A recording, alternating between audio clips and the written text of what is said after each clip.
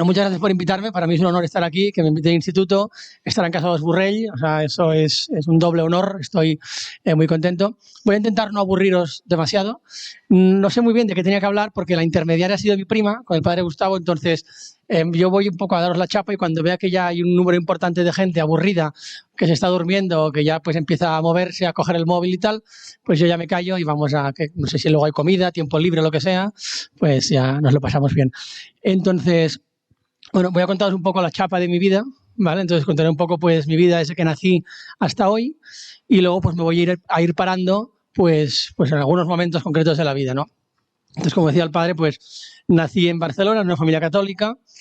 Los recuerdos que tengo de la infancia son recuerdos muy felices, con mis padres, con mis tíos, con mi hermana, con mis abuelos, mis tíos abuelos. O sea, somos de una familia muy grande y además una familia muy grande que se reúne mucho. Entonces, yo, pues, mis recuerdos son pues comidas multitudinarias, sobremesas con guitarras, acordeones, divertidísimas. O sea, tengo un muy buen recuerdo de hecho, bueno, supongo que eso es equivocado y no creo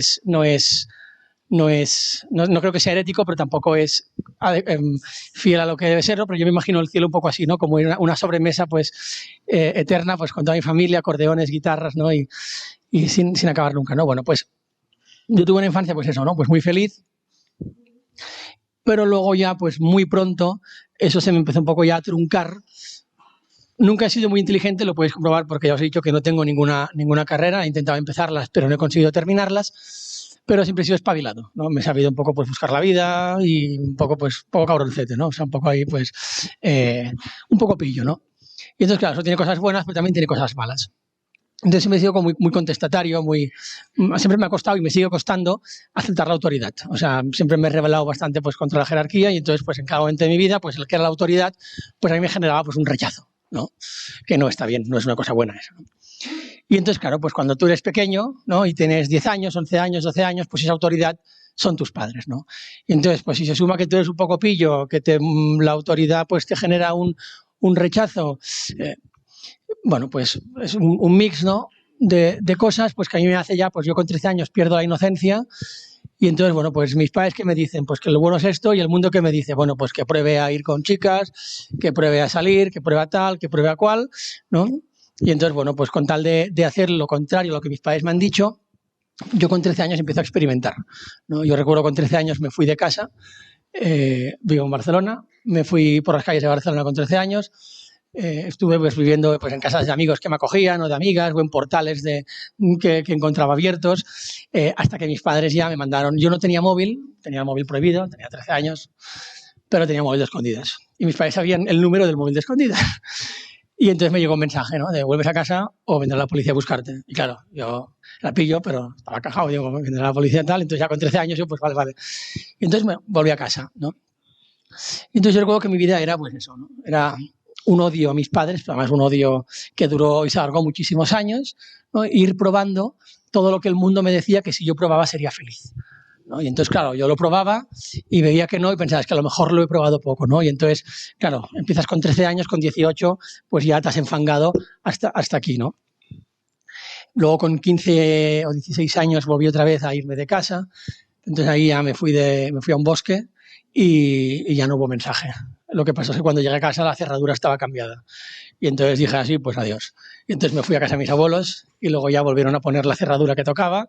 Me dijeron, vuelves, pero estas son las normas, ¿no? O sea, yo a mis padres se lo he hecho pasar muy mal, ¿vale? Muy mal. O sea, mis padres han llorado muchísimo por mi culpa.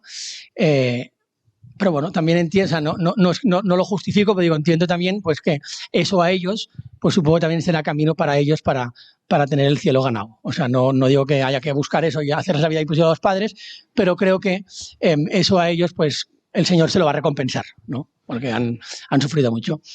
Y entonces, pues yo empiezo esto, pues eso, pues con 13 años y recuerdo pues que era una cosa, o sea, era pues eso, un frenesí, ¿no? O sea, yo creo que como la vida de tantos jóvenes, o sea, creo que no os estoy contando nada que os resulte extraño, ¿no? O sea, salir, aparentar, fiesta, bebida, a lo mejor algunos se drogan, otros no, pero eso es lo de menos, pues probar sexo, o sea, bueno, ¿no? O sea, digo, no, creo que no os descubro el mundo, ¿no?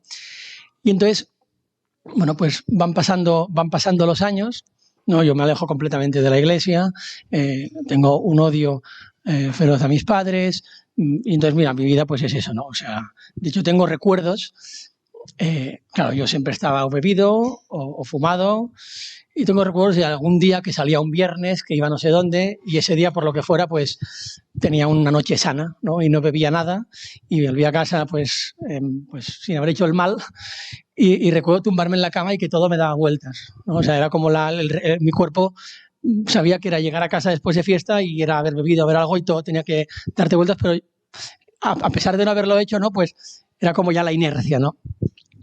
Y entonces en esa, ¿no? En esa espiral en la que tantos jóvenes os encontráis ahora, o os habéis encontrado, o conocéis a gente que se encuentra, claro, yo tuve ahí un regalo muy importante que fue, que luego ya hablaré más en detalle, ¿no? Porque fue el testimonio de mis padres.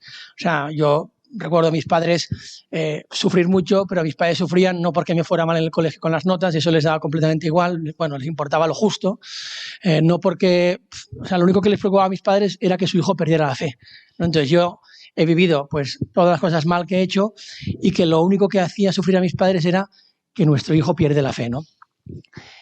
O que nuestro hijo pueda perder la fe, porque también yo tengo recuerdos en el colegio, mis padres eran los raros del colegio. O sea, yo recuerdo, pues yo qué sé, un colegio pues supuestamente católico, podríamos decir pues pseudo-católico quizás, bueno, un colegio católico al fin, ¿no?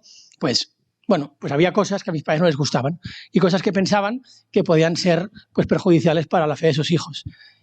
Y había otros padres también católicos que decían, bueno, pues esto quizás no es tan importante.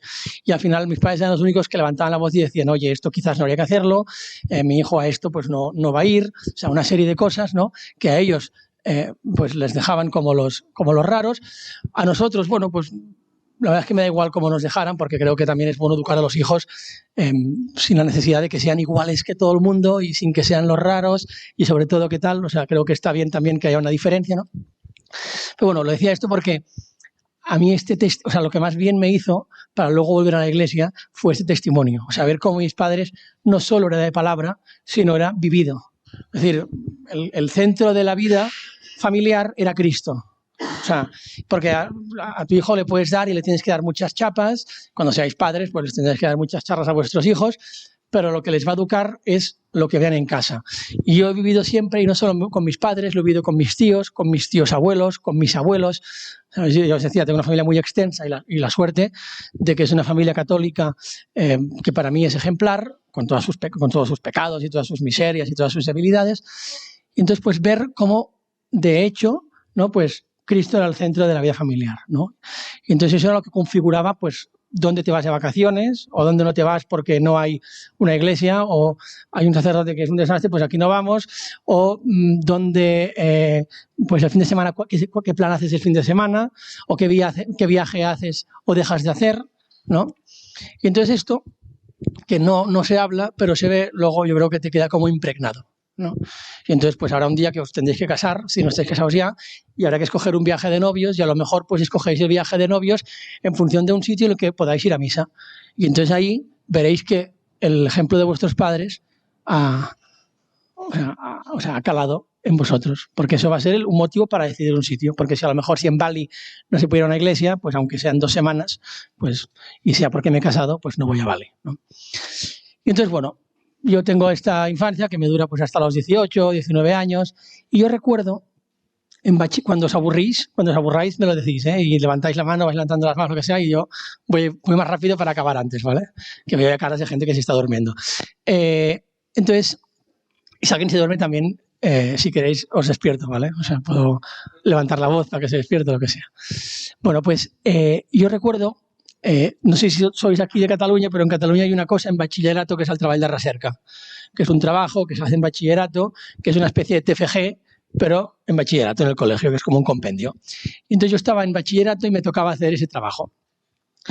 Y entonces, bueno, yo no sabía de qué hacer este trabajo. Y yo recuerdo estar un día por la noche en el Raval. El Raval es un barrio de Barcelona que ahora es mejor no ir porque a lo mejor te apuñalan. Y entonces yo recuerdo estar por las Ramblas, que habíamos ido, las cosas como son, a comprar droga. Y entonces estaba ahí con unos amigos por las Ramblas y de repente me encuentro a un grupo de jóvenes que no sé si los conocéis, que es los Jóvenes de San José, que son un grupo de jóvenes de la Unión Seglar que pues lo que hacían, bueno, y siguen haciendo los sábados, y no solo, o sea, los sábados se juntaban un montón de jóvenes y sacerdotes, iban al centro de Barcelona, que es donde hay más, pues más gente viviendo en la calle, y entonces pues repartían comida, y luego iban con sacerdotes por si se querían confesar, por si querían hablar con un sacerdote, luego durante la semana les buscaban trabajos, les buscaban pisos, pues una vez al año se los llevaban a Montserrat en autobuses, pues una misa para tal, a muchos los bautizaron, a algunos los casaron, o sea, hacían verdadera caridad, ¿no? Y entonces yo conocí a algunos de los jóvenes, porque os digo, yo nací en una familia católica, entonces aunque yo me alejara, pues durante muchos años mi ambiente fue ambiente de iglesia. Y entonces yo me los encontré allí, hombre, tal, y claro, vi un grupo ahí de jóvenes súper alegres, y claro, yo a lo mejor era muy eufórico, pero yo por dentro estaba roto. Y entonces vi un grupo de jóvenes súper alegres, contentos, que estaban allí un sábado, a lo mejor eran las, no sé, 12, 1, 2 de la madrugada, repartiendo comida, ahí con dos sacerdotes altísimos ahí ensotanados. Y claro, yo alucinando, yo en mi mundo, ¿no? Y entonces me dijeron, ¿por qué no te vienes un día con nosotros pues a repartir comida por el Raval? Y dije, vale, pues venga, un fin de semana. No sé si era cada 2 sábados, ya no me acuerdo. Yo tengo 31 años, estamos hablando de hace ya... ¿Cuántos años me poníais, por cierto? Más de 31, ¿verdad que sí? A todo el mundo le pasa, la vida me ha tratado mal. Bueno, y entonces pues voy un día con vosotros. Y entonces salgo con ellos. Primero íbamos a San Félix, que es una parroquia que está ahí en la calle Sardeña, hacia Marina. Preparamos unos macarrones, unos bocadillos, una serie de cosas, hicimos unas oraciones y luego ya salimos a repartir comida. Me acuerdo que ese día terminamos a lo mejor a las 3, 4 de la mañana. Y entonces, bueno, pues 3, 4 de la mañana vuelvo para casa y recuerdo tumbarme en la cama y dormir como hacía años que no dormía. O sea, yo recuerdo llegar a casa agitado, todo mareado, la mayor parte de veces pues acababas vomitando, en el fondo vacío, porque cuando te mareabas, supongo que sabéis lo que es llegar a casa mareado y tumbaros en la cama, que no te tienes que sentar, pues en ese momento en que te sientas todo te da vueltas, no sabes cómo acabará la noche, pues te das cuenta de la mierda de vida que tienes, ¿no? Y entonces tienes muchos momentos para pensar, o sea, ¿qué estoy haciendo con mi vida, no? Y recuerdo llegar ese día a casa después de estar con los jóvenes de San José y dormir como un bebé y decir, yo quiero volver a dormir así. O sea, quiero volver a esa vida, ¿no? que yo antes tenía y que mis padres como que me fueron conduciendo y yo decidí darles la patada y abandonarla, ¿no? Y entonces ese grupo para mí fue una cosa, o sea, fue un testimonio que me hizo muchísimo bien. Claro, pensaba que era un grupo de jóvenes que las horas que yo dedicaba para mí, ¿no? Mis horas libres, el sábado o el domingo, tal, que yo dedicaba para mí, ellos lo dedicaban para otros y además estaban alegres, ¿no? Yo no estaba alegre. Y ese fue un momento importante en mi vida, y os decía, perdón, lo del trabajo de recerca, porque además ahí fue cuando descubrí un poco mi vocación, podríamos decir, profesional, por decirlo de algún modo, porque tocaba buscar un tema, y entonces escogí hacer el tema sobre ese grupo de jóvenes. No voy a hablar sobre estos chavales, qué es lo que hacen, por qué hacen esto, qué consiguen haciendo esto, qué les mueve a hacer esto, y ahí es un poco donde descubrí como esa vocación de contar historias que yo he conocido, que a mí me han hecho un bien y que yo pienso que a otros también pueden hacer un bien, ¿no? Y entonces pues hice el trabajo de recerca sobre los jóvenes en San José. Luego, pues en ese momento de mi vida hubo otra cosa, que fue un viaje a Medjugorje. Aquí en esta casa también se han hecho algunos encuentros de gente pues, que ha peregrinado a Medjugorje. Y entonces me acuerdo que fueron 3 viajes seguidos. Mi tío es uno de los que organiza todo el tema de Medjugorje y estaba muy pesado con mis padres, de que fueran durante muchos años. Y mis padres al final pues dejaron de resistir y fueron. Y entonces nos dijeron, y yo en ese momento dije, pues mira, pues un viaje pagado, iban algunos amigos míos, pues vamos, ¿no? Tampoco pierdo nada. Y además en Medjugorje, por si no lo sabéis, hay cerveza y pizza muy barata. Y eso siempre es una cosa importante. Y entonces, 3 euros, una pizza y una jarra de cerveza. Estaba muy bien. Y no sé si la inflación también ha afectado a Medjugorje, ya ha subido de precio, pero cuando yo fui era súper barato. Y entonces yo, pues recuerdo estar en Medjugorje y ahí fue otro momento. Yo a Medjugorje, que llevaba sin pisar una iglesia muchísimo tiempo, llevaba sin confesarme a lo mejor 4 años, o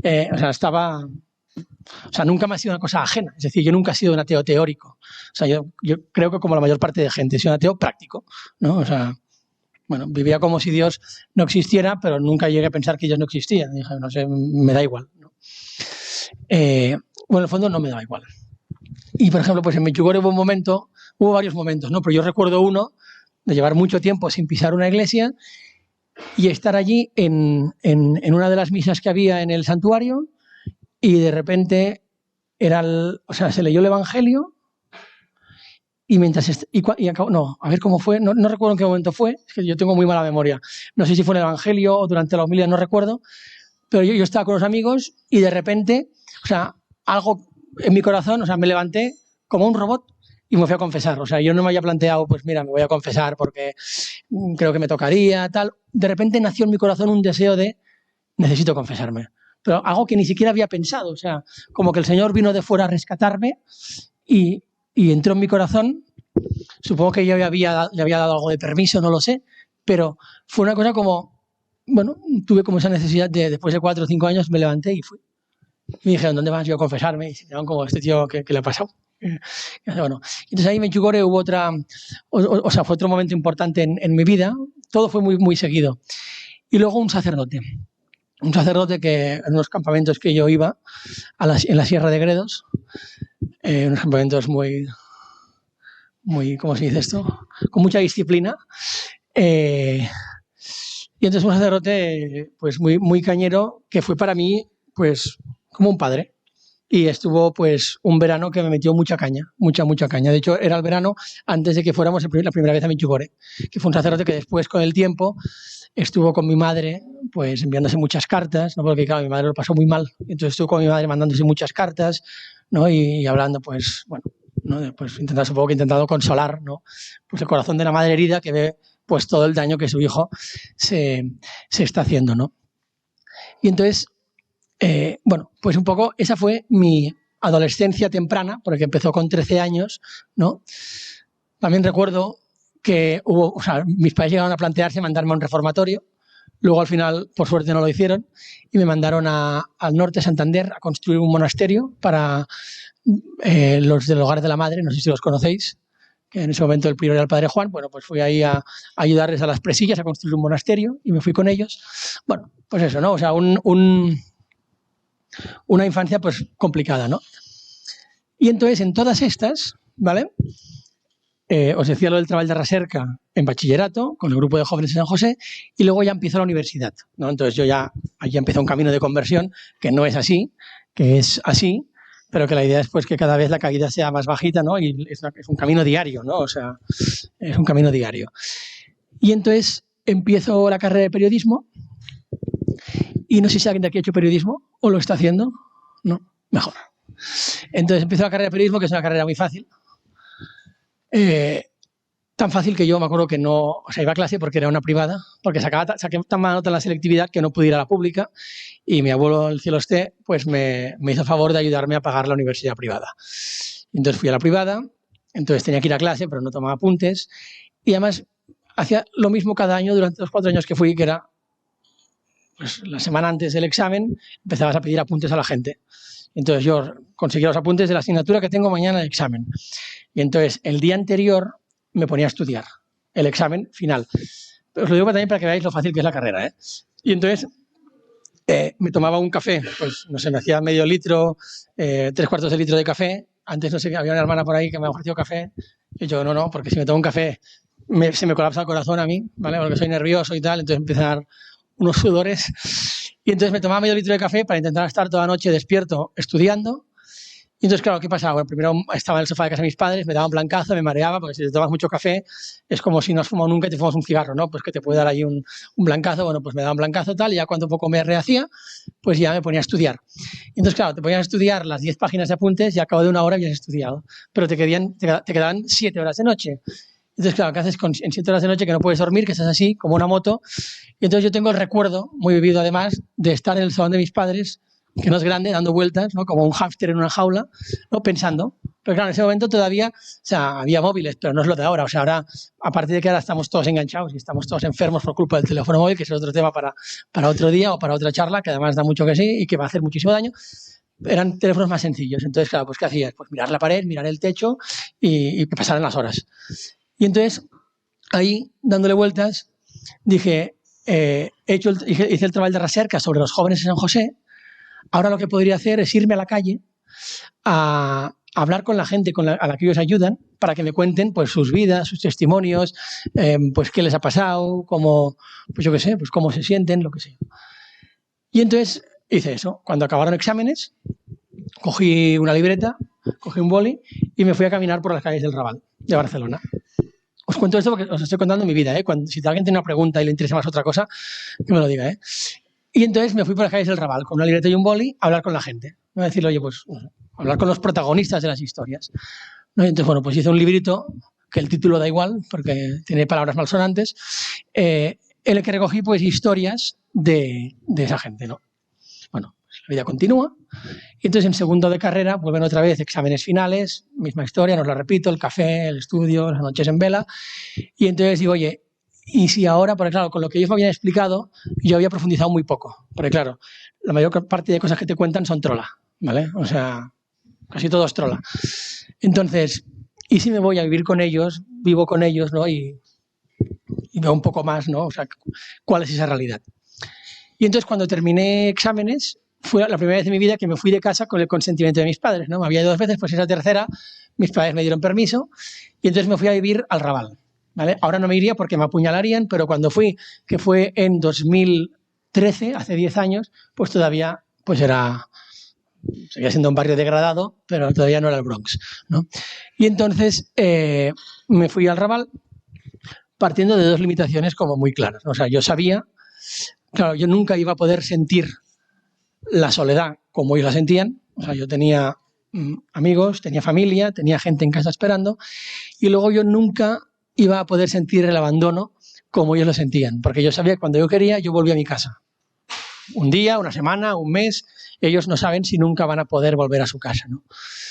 Y entonces, bueno, pues partiendo de esas 2 limitaciones, que son 2 grandes limitaciones, pues me fui a vivir al Raval para conocer esa realidad que tenemos muy cerca de nuestras casas. O sea, normalmente de camino al trabajo pues nos la encontramos siempre, pero que pues ya al final es como que te acostumbras, forman parte del paisaje y vives como si no existieran, como si no estuvieran y como si no tuvieras ninguna responsabilidad, ¿no? Vivimos como si no tuviéramos ninguna responsabilidad con ellos, ¿no?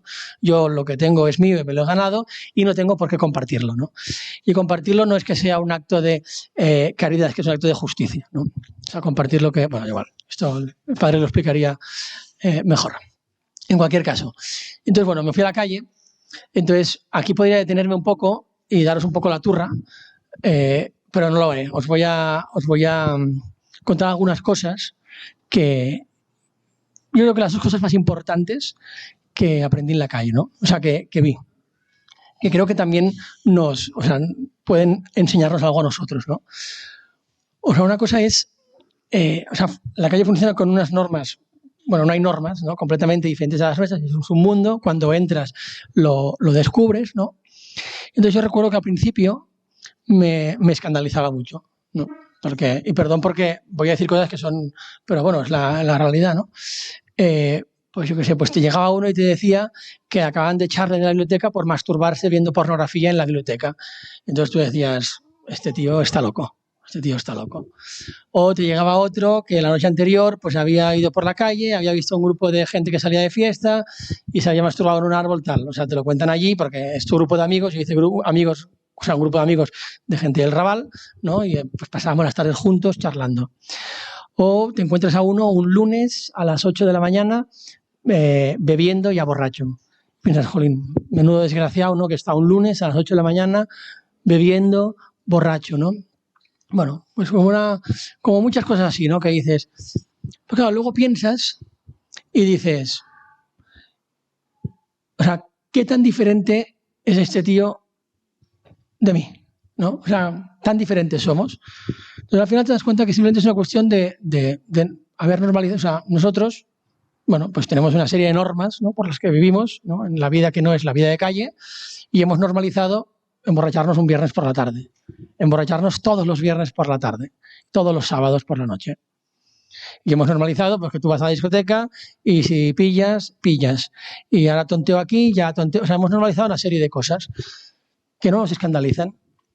La gente que vive en la calle, que no hay normas, pues tanto le da a beber el viernes por la tarde que el lunes por la mañana. Al final, si te fijas, el problema de raíz es el mismo. O sea, ese tío de la calle o nosotros, o sea, tenemos un corazón que tiene un vacío, o sea, un corazón que necesita ser amado, o sea, que está hecho para amar y ser amado. Y en la medida en que no es capaz de amar o de ser amado, pues está herido, ¿no? Y nuestros corazones están heridos, ¿no? Y entonces, claro, tú puedes intentar sanar este corazón bien o intentar sanarlo con lo que el mundo te ofrece, que es ruido. Y hay mucho ruido. O sea, puede ser ruido, puede ser el trabajo, puede ser la pornografía, pueden ser las pantallas, puede ser el alcohol, puede ser la música, puede ser lo que sea, ¿no? Y entonces, claro, ahí te das cuenta y dices, pues mira, este tío hasta hace poco me parecía un desgraciado, pero ahora me doy cuenta que lo único que nos diferencia es que yo tengo un techo y él no lo tiene. Porque en el fondo somos iguales. Y lo que necesitamos es encontrar a Cristo, porque si no el hombre pues se va pudriendo y desgraciando, ¿no? Yo también me acuerdo que lo de la calle me sirvió para, o sea, como para, o sea, sí, o sea, todos tenemos prejuicios y tener prejuicios no es malo. O sea, digo, hay como mucha mala fama de los prejuicios, pero tener prejuicios es normal, ¿no? Porque tú cuando no conoces algo tienes un prejuicio de esa cosa que puede corresponderse con la realidad o no. Entonces luego tú cuando conoces esa cosa, pues si ese prejuicio se corresponde con la realidad, pues era un prejuicio bueno. Y si no se corresponde, pues entonces tienes que cambiar, ¿no? Y entonces yo me acuerdo que los días que estuve viviendo en el Raval no paraban de caerse prejuicios que yo tenía, ¿no? Me acuerdo, por ejemplo, un día en una de las plazas, que es una plaza que está en la calle Ruba 2, que es una calle que hay prostitución todo el día, desde las 6 de la mañana hasta las 6 de la mañana, ¿vale? O sea, todo el día. Y ahí en esa calle hay una placita y hay 2 comedores sociales de evangélicos. Y entonces yo siempre iba allí, había uno que era un desastre, que eran unos tíos súper desagradables, bueno, y otro que era un sitio encantador. Entonces, bueno, y además al segundo día que ibas ya te conocía por tu nombre. Bueno, entonces iba a comer a ese sitio, a desayunar. Y entonces yo recuerdo una mañana, salgo a desayunar, me enciendo ahí un cigarrillo, me pongo en la plaza tranquilamente, ¿no? a dejar que el tiempo pase, porque en la calle si algo tienes es tiempo, es muy aburrido. Y entonces se me sienta una mujer delante, una mujer negra, de unos 50 y pico años, con una Boldam. Y ahí venga a darle la Boldam a las 9, 10 de la mañana. Yo pensando, joder. Y luego se le sienta a un chaval negro de unos 20 y pico años que la confundió con una prostituta, porque esa era la calle de las prostitutas. Y entonces la confunde con una prostituta y ella le dice, no, que yo no soy prostituta, y se ponen a hablar. Y entonces yo escucho que ella le dice que es madre y que acaba de dejar a su hija en el colegio. Y entonces, claro, yo lo voy escuchando y voy pensando, menuda madre, pobre niña, qué niña más desgraciada tener una madre que a las 10 de la mañana está aquí en esta plaza tomándose una Boldam. O sea, qué desastre, ¿no? Bueno, total, que luego el chaval, cuando ya vio que pues la mujer esta no era prostituta, se fue, ¿no? Y se sentó conmigo esta mujer y nos pusimos a hablar, ¿no? Y entonces me estuvo contando su vida. Y entonces esta mujer hacía no muchos años había vivido prácticamente en mi calle. O sea, yo he ido en la zona alta de Barcelona. Y sus hijos iban a un colegio de la zona alta público, pero un colegio de la zona alta de Barcelona. Las cosas le habían ido fatal, había tenido que mudarse, el único alquiler que podía pagar estaba en el Raval, además estaba en la calle Ruba 2, y dijo, pero por lo menos que los amigos de mi hija, que el colegio de mi hija esté fuera de esto, ¿no? Y entonces le dejó el colegio al que iba antes. Y cada mañana se iba hasta el colegio, que le quedaba lejos de su casa, y volvía y luego iba a buscar a su hija, ¿no? Bueno, me contó toda su vida y claro, yo había pensado, esta madre es una desgraciada, y luego dices, pues con todas sus cosas, qué madre, ¿no? Qué madre. Porque yo, pues si estuviera en su lugar, quizás estaría mucho peor. Entonces, con sus cosas, pero vi ahí un ejemplo de mujer, ¿no? Pues madre coraje, que pues bueno, cuando la vida es dura, pues cada uno carga las cruces, ¿no? Como puede. Y sí, ahí estaba, un martes a las 10 de la mañana tomándose una Boldam. Bueno, perfecto, ok. Y, a ver, de la calle, no sé si quería decir algo más. Bueno, sí, otra cosa que también digo, porque como supongo que estáis en la edad de hacer muchos voluntariados y de cosas de estas, o sea, una cosa que... ¿Me tengo que callar? No, mierda. Lástima, lo siento, chicos. Es la policía que viene a buscar. Una cosa que vi, o sea, es muy difícil que alguien salga de la calle. O sea, no sé si vosotros vais a repartir bocadillos, a hablar con la gente de la calle, a intentar ayudarles. Es prácticamente imposible que alguien salga de la calle. Prácticamente imposible. O sea, lo que están haciendo es perder el tiempo, pero está muy bien que perdáis el tiempo, ¿eh? Está muy bien que perdáis el tiempo, pero es muy difícil que alguien salga de la calle. Y cuanto más tiempo lleva en la calle, más complicado es. O sea, si te encuentras con alguien que lleva 2 años, céntrate en esta persona porque a lo mejor hay alguna esperanza. Que lleva 20 no lo vas a sacar ni de broma. Y la única posibilidad muy pequeña de conseguir sacar a alguien en la calle es que haya una relación de amistad. O sea, si no hay una relación de amistad es imposible. Y habiéndola es casi imposible. O sea, el único modo de que alguien... Y eso lo vi porque, o sea, uno se acostumbra a lo que tiene. Yo, pues a mis 13 años, si venía mi padre a decirme deja de drogarte, y yo estoy con mis amigos, le diría, pues si mis amigos son los que me quieren y son con los que estoy y tú no sé cuántos, déjame. Pero si es un amigo o es alguien que se hace amigo tuyo y entonces viene y te dice, oye, esto, y que te quiere tanto o más que tus amigos, entonces ahí ya es posible que digas, pues lo que está buscando mi bien, ¿no? Y entonces yo me acuerdo que tuve una historia ahí en la calle con un señor mayor que se llama Cristóbal, además tenía 50 años, medía 1,50 m y pesaba 50 kilos. Y era un tío pues que los pobres de allí le compraban alcohol para que bebiera, porque cuando estaba borracho era un tío muy divertido y tal, era un tío que estaba, ya debe estar muerto. O sea, porque a veces cuando pasaba por las Ramblas le veía, ahora hace años que no le veo, debe haber muerto, estaba fatal. Pues, o sea, ese tío estuve a punto de sacarle de la calle, o sea, a puntito. De hecho, me acuerdo que, o sea, él tenía que llamar, o sea, queríamos meterle en el cenáculo. Entonces, para entrar en el cenáculo tienes que ser tú el que llama y decir que quieres entrar. No te pueden dejar en el cenáculo. Y entonces, bueno, después de 1000 peripecias, tal, yendo a casa de mis abuelos, cogiendo dinero para luego ir a un locutorio, para que él pudiese llamar, porque claro, yo me fui a la calle con el DNI, un rosario y se acabó. Bueno, da igual, que al final el tío se quedó en la calle. Pero lo único que hice, o sea, el último día, cuando ya iban los del cenáculo a recogerle en coche y tal, desapareció. Desapareció, es una historia larga, pero bueno, da igual. La cuestión está, en resumen, es, si no hay una relación de amistad, es imposible sacar a alguien, imposible. Y luego también otra cosa, pero bueno, eso ya no es tan importante, pero normalmente en los voluntariados, cuando vamos a darles el bocadillo, es la peor hora para ellos, porque es la hora que ellos duermen. O sea, lo que hay que tener presente es que el bocadillo tiene que ser la excusa y tiene que ser la excusa a una hora que le vaya bien al tío que está en la calle. O sea, yo recuerdo, yo estaba con tíos que comían 3 veces y cenaban 4, ¿vale? O sea, en la calle engordas, no adelgazas, ¿vale? O sea, hay 1000 sitios en los que puedes comer. O sea, hay 1000 ofertas de comedores sociales, de no sé cuántos. Es verdad que no puedes comer lo que te apetece, sino lo que te dan, y entonces un tema muy recurrente de conversación con la gente de la calle es el de la comida. Porque muchos tienen pensiones, la hora contributiva, el PIRMI, lo que sea, cobran 400, 600 euros a final de mes, y entonces están todo el mes hablando de dónde irán a comer o qué se comprarán para comer el día que cobren.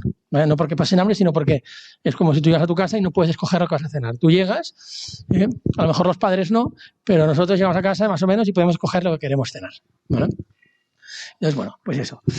Entonces, que el bocadillo tiene que ser una excusa, pero que, o sea, ni pasan hambre y entonces ya a esas horas suelen iniciar a dormir, porque se van a dormir pronto y se despiertan pronto. Pero bueno, da igual, total. Esto fue, pues, como en 2012 o así. En tercero. Viviendo estuve una semana, porque luego me tenía que ir a hacer de canguro de una familia en Sant Cugat, que ya estaba palabrado. Y entonces lo que hice es subir a Sant Cugat durante el día, hacía el gamberro con los niños. Me acuerdo que me los llevaba a hacer grafitis y tal. Grafitis con cosas buenas, ¿eh? Pero grafitis en sitios abandonados y tal. Vi a Cristo Rey. Y entonces luego cuando terminé el canguro me volví al Raval. Que de hecho aprendí muchísimo más los días que no estuve viviendo, porque yo estuve, creo recordar que era como del 18 o del 17 o 16 al 24. Entonces cobraban el 24-25. Y entonces, claro, yo estuve a final de mes, que es cuando vas ahogado, mides los gastos, no tienes dinero en el banco. Entonces, el tiempo que no estuve durmiendo, pero sí pasando todas las tardes, íbamos a hacer los cumpleaños, lo que fuera, fue justo ya después de que cobraran. Y entonces ahí todo cambia. Porque tienes, yo qué sé, me acuerdo uno que además era vecino de mi barrio, su oficina de la Caixa era la misma que la mía, había cobrado una herencia, la había dilapidado, además le había un tío educado, un tío bien vestido, viviendo en la calle desde hacía 6 años, cobraba, no sé si 800 euros, no sé por qué, a final de mes, le duraban 3 días. Se iba a Zona Franca, pillaba cocaína, luego iba a un puticlub, tal, y en una semana, menos de una semana, se había quedado sin dinero. Luego conocí a otro que cobraba 400 euros. Le duraban una tarde en los salones, o sea, en los recreativos. Luego me encontraba uno, que eso era muy desagradable, me encontraba uno que pagaba a chavales jóvenes de la calle para tener relaciones con él. Cuando se quedaba sin, él, o sea, a cambio de dinero, o sea, es un mundo, es un mundo.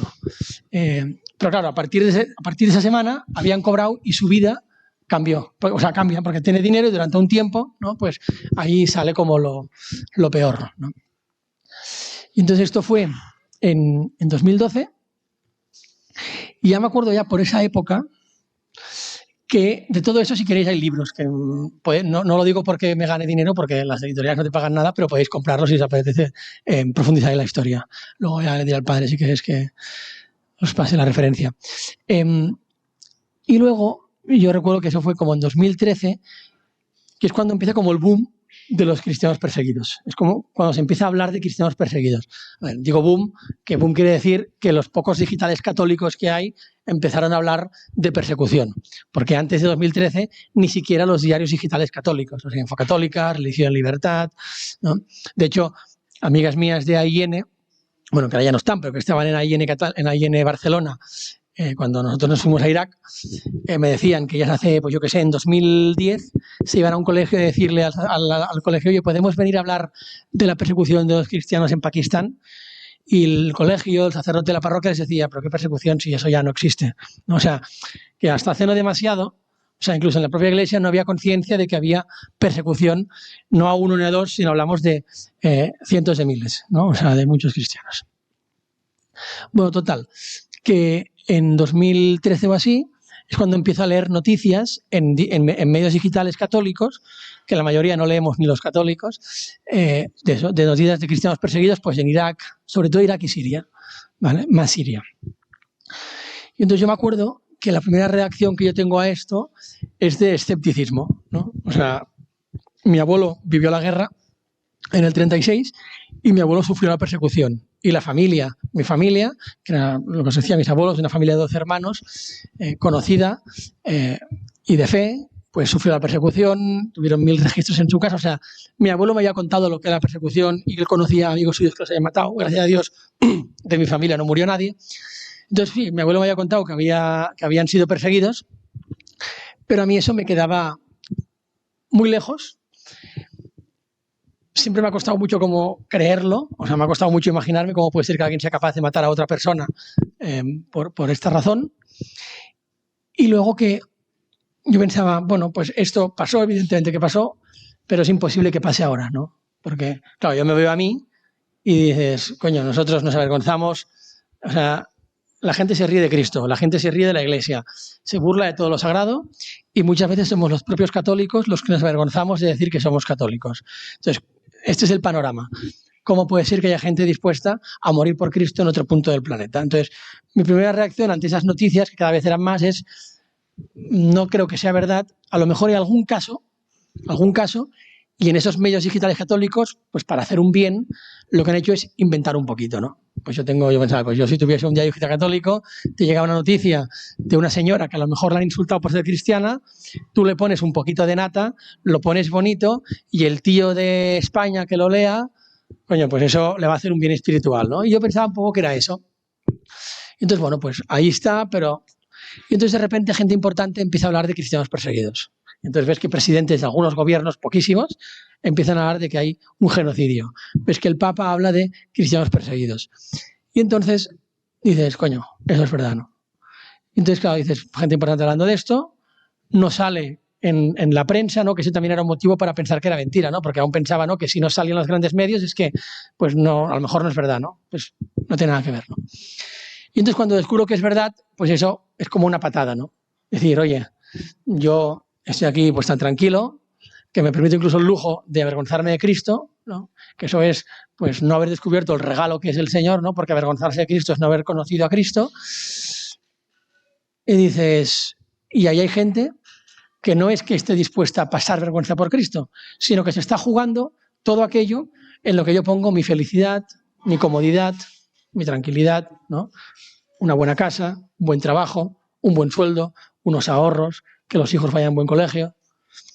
Y digo, o sea, ¿cómo puede ser, no? Y entonces, un poco eso es lo que me envía primero a ir a Líbano en 2014 y luego en 2015 y 2017 a ir a Irak. Yo recuerdo el primer viaje a Líbano que los cristianos allí pues se enfadaban bastante conmigo porque yo les decía, vengo de un sitio en el que pues nos avergonzamos de decir que somos católicos, ¿no? Y que la fe pues muchas veces la llevamos pues escondida, ¿no? En casa, ¿no? Ya está, y en la iglesia y ya está. Y estos tíos se cabreaban, o sea, no entraba en su cabeza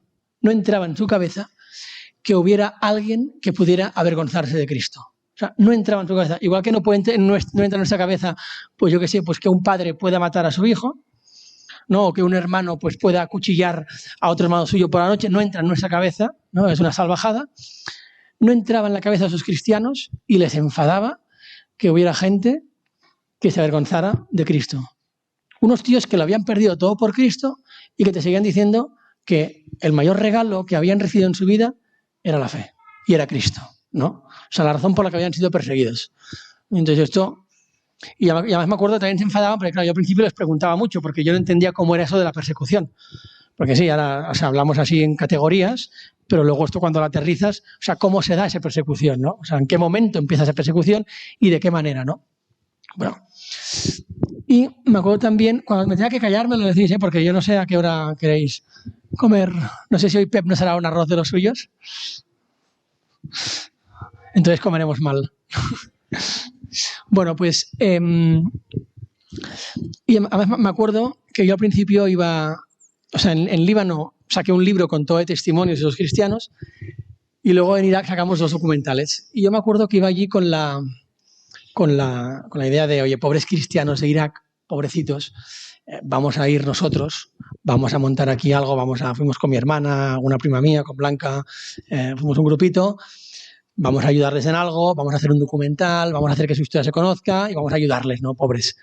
Entonces vas con esa mentalidad, ¿no? Tan estúpida, ¿no? De pobres cristianos de Oriente, ahora llegan los cristianos de Occidente a ayudaros. Y luego te vuelves diciendo, pobres cristianos de Occidente, suerte de los cristianos de Oriente, ¿no? Porque te das cuenta de que tú a ellos pues les puedes llevar, pues sí, puedes llevar dinero, cosas materiales, lo más importante que puedes hacer por ellos es rezar, ¿no? Y el resto, pues mira, des lo que des, va a ser algo simbólico.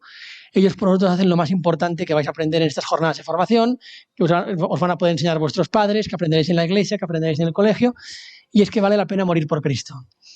Y eso es lo más importante que vais a aprender. O sea, podéis estudiar 30.000 carreras, podéis estudiar 30.000 másters, podéis triunfar en lo profesional. Es perfecto. ¿Sirve de algo? Bueno, sí, de algo servirá, es importante, pero no es muy importante tampoco. O sea, vale la pena morir por Cristo. Y eso es lo más importante que hay en esta vida.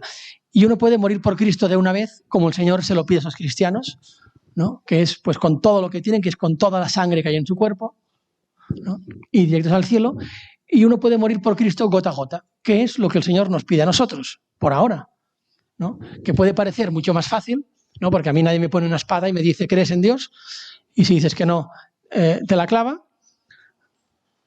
Pero yo creo que el martirio social, que es el martirio al que por ahora nosotros estamos llamados, es un martirio mucho más peligroso.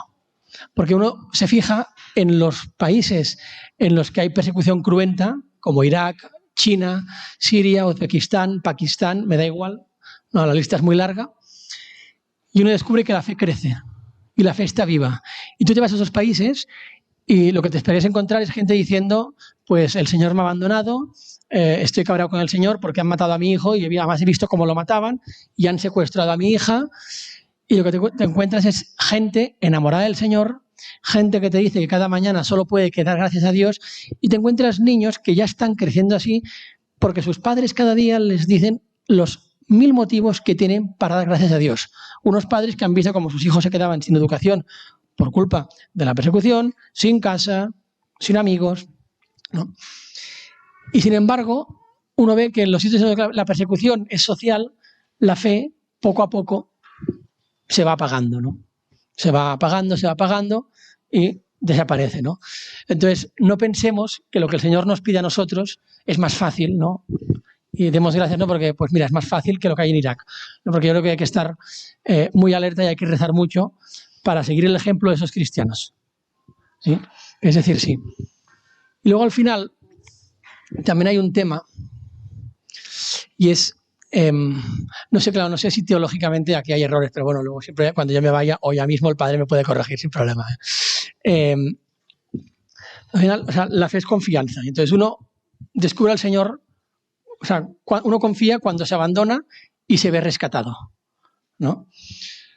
O sea, uno conoce al Señor cuando le deja actuar. Si tú pretendes tener toda tu vida atada, ¿no?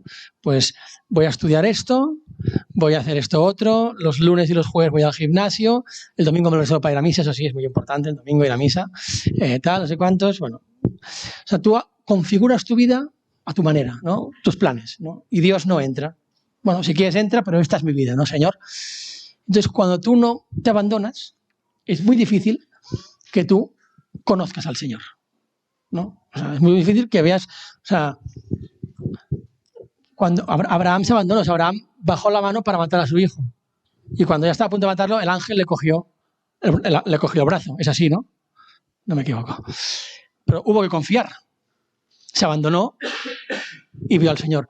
Entonces digo esto porque esos cristianos se han abandonado, o sea, han hecho un salto al infinito, o sea, han renunciado a todo. Y, o sea, nosotros ni siquiera nos podemos imaginar lo que han renunciado. O sea, porque nosotros estamos aquí, todo muy bien, pero imaginaos en cuanto salgáis de Can Marcet, número 23, y os vais para vuestra casa, pues os vais caminando porque ya no hay coche, y no vais a vuestra casa porque ya no hay casa, y el lunes, si ya os ha acabado el verano, pues sigue el verano porque no hay trabajo. Y así durante pues 6 años, 7 años en Siria, en Irak iban ya pues otros tantos, o sea, ¿no? Entonces, claro, cuando tú ves eso, o sea, ya, os pongo por ejemplo, o sea, conocimos una familia, ¿vale? De 8 hijos. Digo, para intentar concretar ese abandono, para que veáis, y luego lo traigo aquí a Occidente. Conocimos una familia, 6 de agosto de 2014, Daesh, Estado Islámico, llega a Karakoy, ciudad cristiana más grande de Irak, unos 60.000 habitantes. Entonces, la gente huye. Algunos tenían coche y huían, otros huían a pata, algunos se quedaron, pero bueno, igual, no me quiero entretener. Y murieron, bueno. Luego a los que huían Daesh les disparó y algunos murieron. Bueno, pues una familia con 8 hijos, sin coche, empieza a colocar a los niños en coches de amigos. A ver cómo conseguimos sacar a toda la familia de aquí. Familias sencillas, ¿vale? O sea, no viven como aquí. Entonces empiezan a huir, ¿no? Dejas atrás pues colegio de los niños, dejas atrás la casa, dejas atrás los juguetes de los niños, dejas atrás a los amigos que no sabes dónde irán, ¿no? Todo, lo dejas todo atrás. Has salido con el pijama, si te ha dado tiempo te has puesto otra muda, el pasaporte y lo que tenías efectivo en casa. Punto. La huida dramática, porque o sea, lo que se dice de cagarse de miedo es literal, es decir, uno cuando tiene mucho miedo pierde el control sobre su cuerpo. Estaban las carreteras llenas de coches accidentados, o sea, la gente del miedo, pues en los arcenes, accidentes, coches volcados, gente pues que había el atasco, pues oye, se ponían nerviosos, dejaban el coche con las llaves encendidas, con las llaves y a caminar. Entonces veían ahí gente caminando con las maletas, un montón de accidentes, bueno. Un trayecto que se suele hacer en 40 minutos, lo hicieron en 12, 14 horas, ¿vale?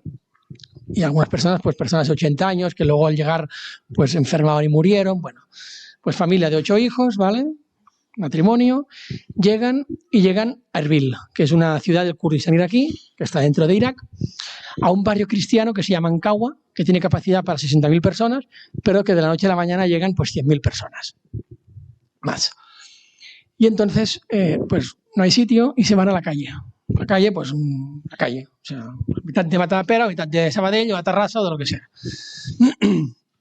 Y entonces, bueno, pues ahí imaginamos una familia con 8 hijos. El lunes vamos a trabajar y de camino al trabajo pasamos por una caixa y nos encontramos ahí dentro de la caixa, pues 8 niños durmiendo con los padres. Y luego vamos a trabajar y están los niños ahí jugando, tal, ¿no? Con la humillación para unos padres que supone decir a sus hijos, lo siento, pero no tengo una cama para que puedas dormir ni un plato de comida para poder darte.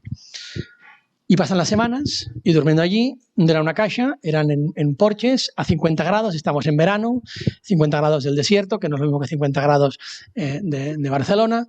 Bueno, y entonces pasa el tiempo y les consiguen a esa familia y a otras tantas un centro comercial. un centro comercial de un empresario libanés. Hubo dos casos parecidos, que oye, os lo dejo para vosotros y os lo ocupáis, ¿no? Y eso se convierte en un campamento gitano, ¿no? Entonces empiezan a meter pladur y entonces meten ahí a miles de personas, ¿no? En estancias de 3 metros por 3 metros. Pues si eres de una familia grande, pues a lo mejor te dan 2 estancias, ¿no? Nos contaban familias que habían estado viviendo allí, una mujer en concreto, que no es esta de la que hablo ahora, que en el tiempo que estuvieron allí mató dentro de esa estancia de 3x3, no sé cuánto era, así 3x3, un poco menos, 20 y pico ratas, ¿vale? Se tuvieron que ir de ahí porque los niños empezaron a coger enfermedades por la falta de higiene, entonces enfermedades de la piel y tal, y se tuvieron que ir de Ancau a Mol. Entonces se fueron de Ancau a Mol, ¿vale? También esa familia con sus 8 hijos, y entonces ahí se van a tiendas de campaña.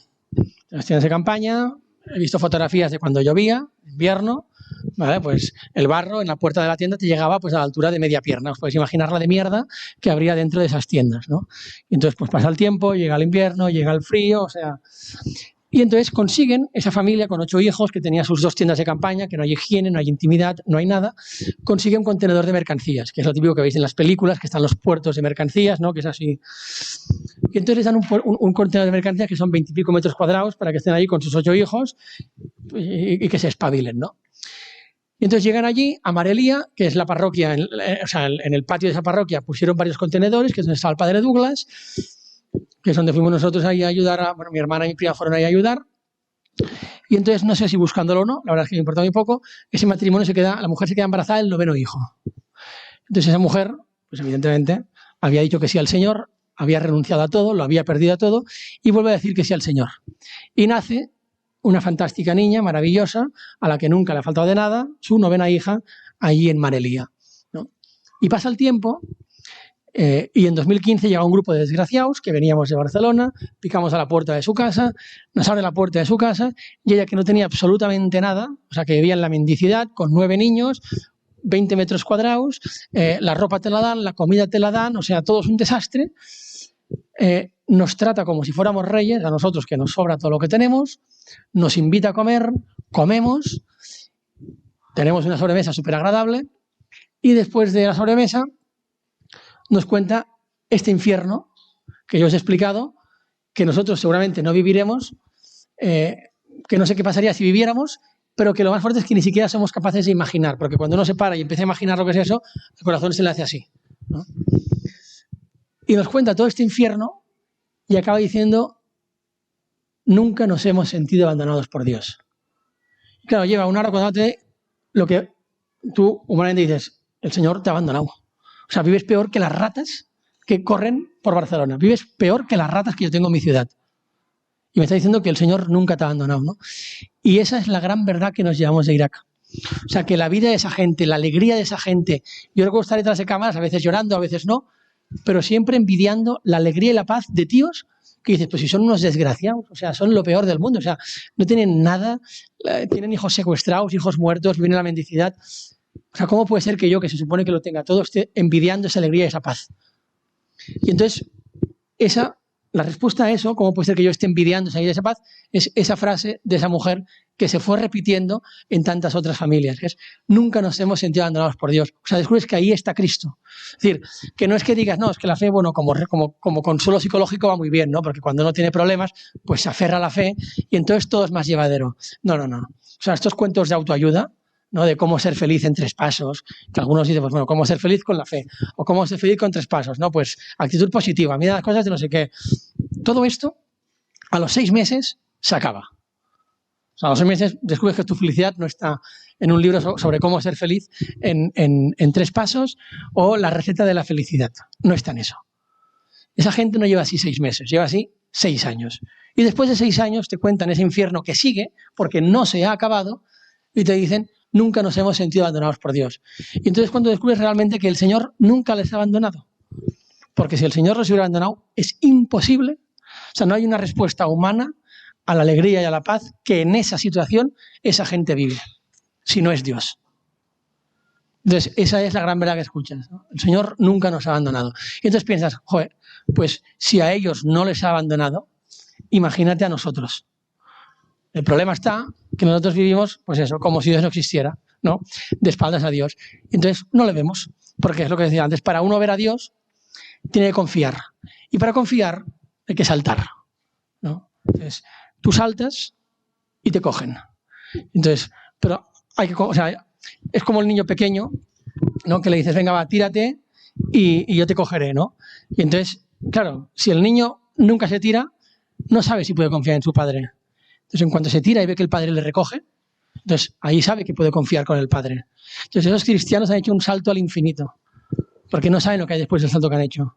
Porque la guerra en Irak terminó en 2017, 2018, pero esos cristianos que nosotros conocimos siguen viviendo en contenedores de mercancías. La guerra en Siria empezó en 2011 y acabó en 2017-2018.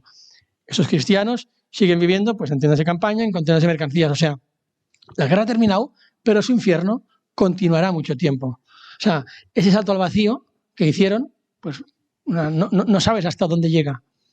Pero ellos, en ese salto que tú aparentemente humanamente dices, o sea, qué desastre, o sea, viven, lloran, porque somos humanos y llorar no es malo y llorar es normal y en la vida hay cruces, ¿no? Pero están con el Señor, están con el Señor y eso es porque han confiado y se han abandonado al Señor. Y además es muy bonito porque, o sea, hay milagros que solo se pueden dar si uno vive en presencia del Señor, si no es imposible. Conocido, por ejemplo, a una madre de familia que os decía que el 6 de agosto de 2014 Karakosh cayó y la gente huyó. Hubo un grupo de gente, algunos porque eran mayores y no tenían modo de huir, o estaban enfermos, o otros porque tenían la esperanza de que Estado Islámico no llegara al pueblo, y entonces se quedaron en Karakosh. Estas familias que se quedaron en Karakosh estuvieron secuestradas durante 20 días. Entonces nos contaron, estuvimos con algunas de esas familias secuestradas que luego las liberaron, y nos contaron, pues como aquí en el 36, que iban a las casas cada día y les decían, si nos convertís, os mataremos. Y un día entraban y rompían todos los crucifijos. Otro día entraban y les robaban el gas. Otro día se moría un vecino, pues lo cogían y lo dejaban en la plaza del pueblo para que el resto de cristianos vieran cómo se iba pudriendo y vieran cómo se trataba a los cristianos. Eso durante 20 días. Eso por ejemplo contado por un señor que murió hace un año, que un señor enfermo, 70 y pico años, pero muy enfermo, que no tenía fuerza ni para levantar el brazo, con muy poca voz, y él te cuenta cómo venían los de Daesh, que medían 2 metros, decían, si nos convertís os mataremos, y su respuesta era, nosotros solo somos siervos de Dios, y a nadie más seguimos. Dices, o sea, qué poca fuerza tiene, pero la suficiente para decir, o sea, si he de morir por Cristo moriré, ¿no? O sea, qué grande, ¿no? Qué grande que es eso. Y entonces, bueno, pues esas familias estuvieron secuestradas durante 20 días. Os digo esto por lo del milagro que os digo ahora, ¿eh? Y entonces, a los 20 días, pues allí había mucho descontrol y en cada zona pues funcionaba diferente. En esa zona les dieron la opción de marchar. O sea, podéis o convertiros o pagáis la jizya, que es un impuesto que se paga a los musulmanes cuando estás bajo su poder para que te protejan, o te vas. Entonces todos se largaron. Y entonces les citaron en el centro de salud del pueblo y ahí había 2 minibuses.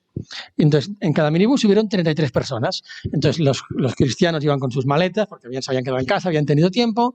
Antes de subir abrieron maletas, documentación toda fuera, joyas todas fuera. Bueno, los dejaron pues en pelotas y subieron al autobús. A Aida, hubo un matrimonio que él es ciego, ella no. Tienen 3 hijos. De los 3 hijos se quedaron en Karakosh pensando que no pasaría nada, y luego también porque era una familia como muy, o sea, ¿cómo te diría? ¿Vosotros habéis vivido la época en la que se repartía la farola en los centros, en los supermercados? No. No sabéis lo que es la farola, ¿no? Bueno, sí, vosotros sí. O sea, era una familia muy sencilla. O sea, es una familia que, o sea, bueno, da igual. Una familia, una mujer que no vivía en la mendicidad, pero una mujer, o sea, no sé, es que no sabía cómo definir. Pero para que veas cómo el profeta de los mártires es, y en su debilidad muestras tu gloria, ¿no? Algo así. Bueno, total, da igual. Ese matrimonio, Aida y su marido, se quedan con Cristina. Van al minibús para subir y cuando van a subir al minibús, uno de los soldados de Daesh le arranca a Cristina a Aida de sus brazos y le dice, tú subes, pero la niña me la quedo yo. Y entonces Aida evidentemente empieza a llorar, que por favor le devuelvan a su hija. Él te dice que no, que subas, y más te vale que subas. Entonces, bueno, la madre sube ahí empujada por los tíos, tal, y ella sigue llorando, baja al autobús, que quiero a mi hija, y se la llevan a su hija Cristina, 3 años, se la llevan. Entonces, acabado un rato, vuelve el jefe de la zona de Estado Islámico, con Cristina subida aquí a Collive, y le dice a la madre, si no te vas, la mataremos a ella y después te mataremos a ti. Y entonces Aida, ante la amenaza de que maten a su hija, sube al autobús y se larga. Y entonces se van los dos autobuses, los dos minibuses, con las 60 y pico personas, eran 20 familias, que quedaban, sobre todo la gente mayor, gente buena. Y les llevan hacia Erbil, les abandonan en el desierto. Entonces, bueno, daría de verdad para una película de Hollywood porque tiene de todo. O sea, tiene ríos que pasaban por el desierto que casi se ahoga un matrimonio mayor, o un matrimonio mayor en Najib, el que os decía antes que se murió, que se quedaron tirados porque la gente no sigue su ritmo, se le gangrenó el pie, perdió el pie, en un bosque de noche, ya su mujer le daba por muerto, aullando los lobos. Bueno, o sea, una película de terror de Hollywood, o sea, lo tiene todo. Luego ya cuando su mujer dijo, bueno, pues se queda aquí, y ya le estaba como despidiendo, apareció un chaval joven que envió a la Providencia, se lo cargó en brazos y llegaron hasta Erbil. Bueno, claro, imaginaos esa madre, Aida, que acaba de dejar a su hija de 3 años, que está en el desierto, que también va caminando, que claro, que cada paso que da hacia Erbil es un paso más lejos de su hija. Y entonces llega a Erbil, eso es en 2014, en agosto llega a Erbil. No, en agosto no, llega en septiembre. Sí, por ahí, da igual. Llega a Erbil y entonces empieza a decir, oye, que han secuestrado a mi hija, que se la han quedado estos tíos, ¿no? Y entonces, bueno, pues eso empieza a correr como la pólvora. A nosotros eso nos lo contaba una madre de allí, cómo recibe esa noticia, ¿no? Que también era de Karakoy, o sea, y incluso contándonos se emocionó, porque dice, claro, es que esta podía ser mi hija, ¿no? Entonces, bueno, es una historia que a lo mejor os llegó, porque es una historia que se hizo muy famosa, dio la vuelta al mundo y miles de personas, millones, empezaron a rezar por Cristina, ¿no? Y entonces nosotros, bueno, pues llegamos a Irak y vamos a hablar con Aida. Y entonces, o sea, le preguntamos sobre su vida, le preguntamos su historia, le preguntamos todo esto. Y entonces, cuando termina la entrevista, le decimos, oye, ¿y qué? O sea, ¿y estos tíos que han hecho esto? O sea, ¿qué les dirías tú? Y literal nos dijo, igual que Jesús en la cruz, digo, Padre, perdónales porque no saben lo que hacen. Entonces, claro, cuando tú ves esto, dices, aquí está Dios. Porque no es, claro, a mí me lo preguntarían y entonces a mí me dices, ¿tú has perdonado tal? Bueno, yo sé que es lo que me toca, ¿no? Pedir perdón. Entonces, bueno, pues sí, es lo que toca, ¿no? Entonces, bueno, pues venga, voy a decirlo porque también es un poco lo que se espera de un católico, ¿no? Que perdone. Hay cosas que son imperdonables. Hay cosas que son imperdonables y esa es una de ellas. Y luego cuando ves la vida de Aida, ves que su vida acompaña ese perdón. Es decir, que no es una cosa que dice porque toca decirlo, sino que ves que realmente Aida ha perdonado a sus tíos. Y te estoy hablando de una mujer que es una mujer que no tiene ningún nivel cultural, es una mujer que no vale para hacer lao con un canuto. A eso me refería cuando decía que era la que repartía la farola. O sea, es una mujer súper sencilla, además, claro, o sea, tiene 3 dientes, o sea, muy mal cuidada, o sea, y ves la grandeza del Señor, ¿no? O sea, en su debilidad muestras tu gloria, ¿no? Luego, para que no os quedéis tristes, hubo mucha gente rezando por Cristina y un año después no. Bueno, claro, una cosa que nos he dicho es, a todas estas, cuando Aida nos dice, igual que Jesús en la cruz, digo, Padre, perdónales porque no saben lo que hacen, Aida sabía que su hija estaba en Mosul con una familia musulmana como esclava sexual, porque el imán de la mezquita chiita de Karakoy había llamado a uno de los hijos de Aida, o sea, el hermano mayor de Cristina, para decirle que sabía dónde estaba Cristina.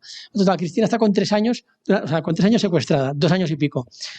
En 2017, poco antes de que lleguemos a Irak, porque en 2017 volvimos a Irak, liberan a Cristina. O sea, los padres, a través de gente que les ayudaba, porque claro, el padre ciego, la madre pobre, pues amigos de la familia ayudan, descubren dónde está Cristina y van a buscarla. Entonces, consiguen a Cristina y se la llevan de vuelta. Entonces, bueno, o sea, imagínate Cristina, una niña, pues claro, había olvidado la lengua materna, súper cerrada, no reconocía a sus padres como sus padres, ella hablaba de sus padres de Mosul, de Laila y no sé cuántos, no sé cómo se llaman sus padres de Mosul. Ella estuvo en la mezquita de Abu Bakr al-Baghdadi, ¿vale? O sea, el califa, o sea, el tío ese que veíais por la tele con la barba larga, que luego se supone que lo mataron, pues ella estaba en su mezquita en Mosul y ella cuenta cómo veía decapitaciones, cómo ejecutaban a gente delante suyo, ¿no? Entonces, bueno, pues vuelve a casa, no reconoce a sus padres, una niña rara, o sea, es una niña herida, que bueno, pues que tiene un camino por delante pues muy largo y a lo mejor pues nunca se rehace de eso, ¿no? Entonces, claro, y sobre todo ese tema, ¿no? Que para mí es lo más duro, que, o sea, no, o sea, que tus padres ya no son tus padres. O sea, que para ti tus padres, ¿no? Y los padres ven que la niña, pues ya, no, mis papás están en Mosul, ¿no?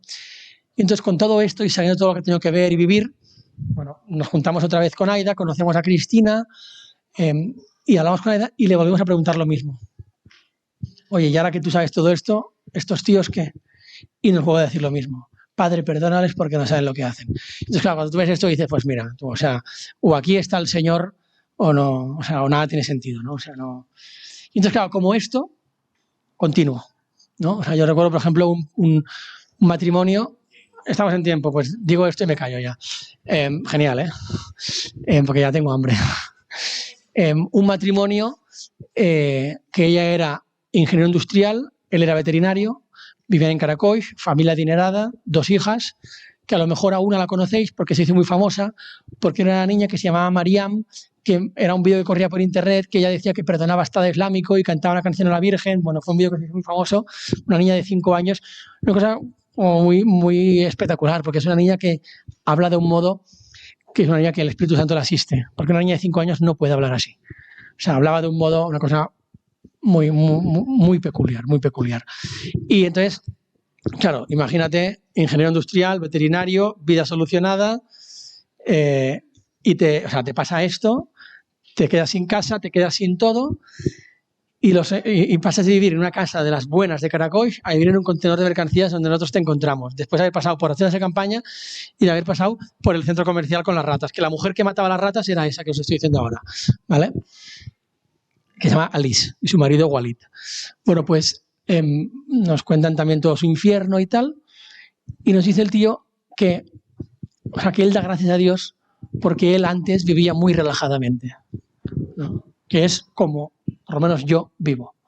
Y que gracias a esa cruz que el Señor le ha enviado, ahora es mejor, ¿no? Ahora ha descubierto al Señor y ahora vive enamorado del Señor.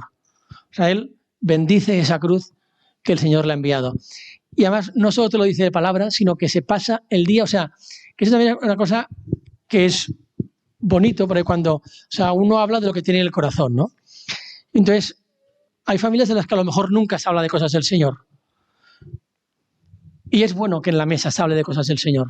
O sea, es bueno que un tema recurrente de conversación sean cosas, pues yo qué sé, pues cosas del Señor, cosas ya no hace falta que todo sea cómo está tu corazón, pero yo qué sé, pues de la iglesia, de lo que sea, ¿no? O sea, que sea un tema. Y lo digo porque este tío se pasaba el día hablando de lo maravillosa que era su vida, de lo maravilloso que era gracias a esa persecución que habían tenido, de lo bueno que había sido el Señor con ellos, y dices, bueno, ¿bueno de qué? Si tus hijas se están asilvestrando porque no van al colegio, porque no hay colegio. Y veías que las hijas también, o sea, que lo mamaban de los padres, ¿no? O sea, que era algo que se vivía en casa, ¿no? Entonces, claro, cuando ves unos tíos que han perdido todo y la razón por la que han perdido todo es el Señor y te dicen que están enamorados del Señor, es que dices, estos tíos tienen 2 opciones. Una, o están locos, o sea, están tarados, es decir, se les ha ido la cabeza y bueno, pues sí, son unos fanáticos. Y la otra es que Cristo exista y que el Señor para ellos sea algo tan real como para ti es la persona que ahora tienes al lado. Porque si para ti Cristo es tan concreto como el tío que tienes al lado, entonces vale la pena el infierno que esta gente ha vivido. Ahora, si es pues una serie de ideas, unas teorías, un no sé cuántos, un no sé qué, ¿no? Pues entonces sí que estarían locos. El tema es que esta gente se ha encontrado con Cristo y es tan concreto como tu hermano, como tu padre o como tu hijo. Entonces, pues cuando uno está enamorado de Cristo... Y luego una cosa muy importante, ya me callo, que es importante de no olvidar, y es que no hay que convertir a esos cristianos en héroes, porque no son héroes. O sea, esa mujer, Aida, esa familia con 8 hijos, o sea, tienen las mismas miserias, los mismos pecados, las mismas debilidades. O sea, el tío que pusieron, un cristiano perseguido, que fue el que pusieron en Bazar Nishtiman, que era otro centro comercial cedido por un empresario libanés, y le pusieron un poco ahí pues a regentarlo, acogió ahí a 300 familias y tal. El primer año estaba allí, el segundo año lo largaron, cuando fuimos ya no estaba por robar, ¿no? O sea, tenía ahí la mano suelta. O sea, tienen las mismas miserias, las mismas debilidades, o sea, son gente que peca, es decir, digo porque además si los convertimos en héroes es como una meta inalcanzable, ¿no? Ya, es que yo nunca voy a ser un héroe. No, es gente igual que nosotros, solo que hubo un momento en su vida, un instante, la mayor parte un 6 de agosto, un 10 de junio, un 3 de agosto, en que podían decir que no y seguir viviendo como nosotros vivimos, conservar lo que tenían, o decir sí a Cristo y perderlo todo. Y dijeron sí. El resto es gracia. E incluso ese sí es gracia. O sea, el martirio no es una cosa de gente, los más valientes son los mártires. Es una gracia. Es una gracia y hay que estar cerca del Señor para recibir esa gracia. Pero es una gracia. O sea, el Señor necesita el sí que dieron. E incluso ese sí, yo creo, que me corrija, pero yo creo que también en ese sí hay gracia. Porque es un sí tan grande que implica tanto que si no hay gracia uno no puede darlo, ¿no? Entonces creo que eso es importante. O sea, no convirtamos a los cristianos en héroes porque nosotros también estamos llamados a eso y no es imposible, es vivir cerca del Señor. Y luego cuando uno vive cerca del Señor, ya para cerrar, que la charla era no sé qué de testimonio y apostolado algo así, o sea, cuando uno vive cerca del Señor y conoce al Señor y se enamora del Señor, entonces ya no hay, o sea, no hay vergüenza. O sea, no hay respetos humanos. O sea, uno no tiene vergüenza de su madre. Uno no tiene vergüenza de su padre. Uno se puede enfadar con su padre, pero uno sabe que su madre es la mejor del mundo. Y lo sabe porque conoce sus miserias. Y conociendo sus miserias dice, aún más mérito tienen todo lo que mi madre ha hecho, ¿no? Qué ridículo sería que alguien se avergonzara de su madre, ¿no? Entonces, cuando uno descubre al Señor y conoce al Señor y se enamora del Señor, pues ya ese problema se acabó. O sea, ese problema de ser apóstol. El problema está en que a lo mejor, o sea, cuando uno mide tanto las palabras, cuando uno intenta, pues, a ver, esto que no genere tal, esto que no sé cuántos, esto a lo mejor tal, cuando uno mide tanto, es que a lo mejor no se cree tanto que lo que está ofreciendo es un regalo que no le pertenece, que ha recibido gratis, que tiene que dar gratis y que es una cuestión de justicia, ¿no? Y que de hecho lo contrario, aunque se venda de lo que se venda, es egoísmo, porque es quedarte para ti algo que no te pertenece, ¿no? Y entonces, y eso, cuando uno descubre ese regalo, lo natural, y los grandes santos, eso es lo que han hecho. Y esos cristianos, eso es lo que hacen. Y ya está, gracias.